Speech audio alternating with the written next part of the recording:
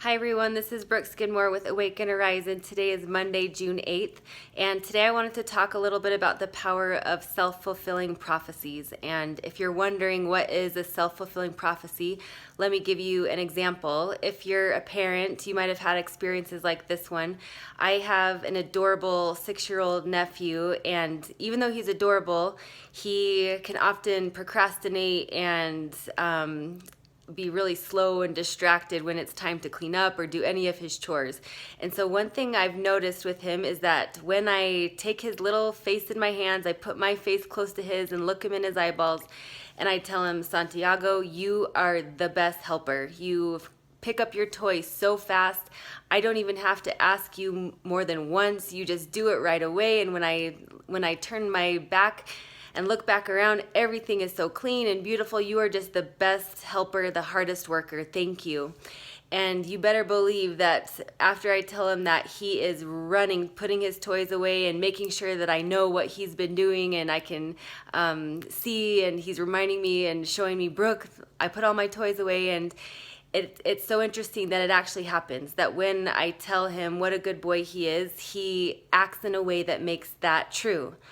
You may have had an experience too, like I have, where, for example, I was graduating from college and needed a letter of recommendation. So one of my professors wrote me this amazing letter that made it sound like I was applying to be the President of the United States. He just said so many things about me that I would never have described myself in that way, just very kind traits that I didn't realize that I had.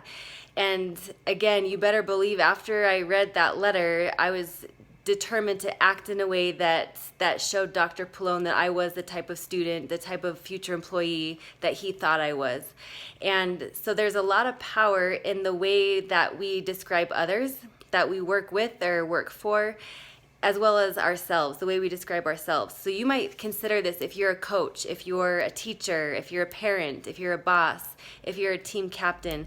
How do you talk to your teammates, your players, your coworkers about their characteristics?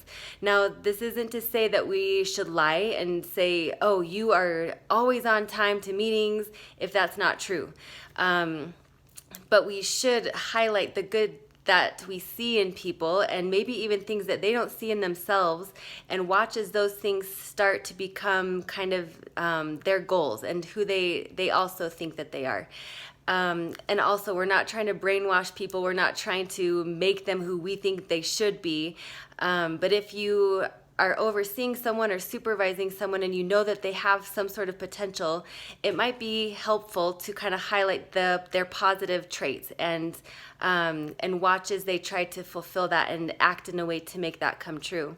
So that's kind of talking about our relationship to other people. What about yourself? How do you describe yourself? We've talked about this before. We'll talk about it again. Some things that I've heard with my athletes are things like, I can't make a free throw to save my life. I suck at chipping, or I'm just the slowest on the team. And the more we repeat those things to ourselves, even if they're just in our heads, the more I say that to myself, it's kind of like I'm creating a blueprint for who I am, the type of character that I have, and who I am going to be, trying to be.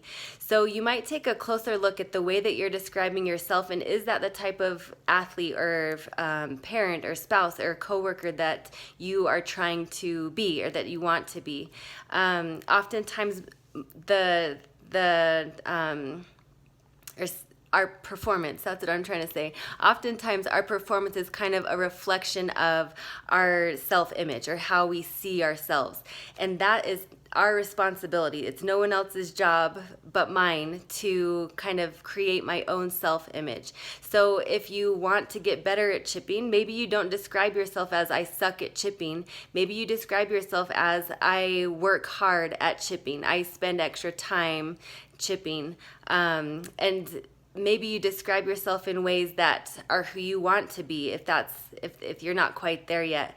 And the more that you use those type of affirmations, even if you write them out and post them somewhere, can have a really powerful effect on our actions, our behavior. We start to, again, kind of behave in a way or act in a way that makes those things come true. The same goes for exercise. If you're saying to yourself, I'm just lazy, I just can't make it happen, or I'm just not not athletic. It's not who I am. The chances of you becoming athletic or the chances of you getting up early to exercise go way down if that's how you're describing yourself. So think about that too. Whatever behaviors you're trying to gain, try to describe yourself in a way that is who you want to be, and is it phrased in a more positive light, and watch as those things start to come to pass. So let's all work on that this week. Thanks.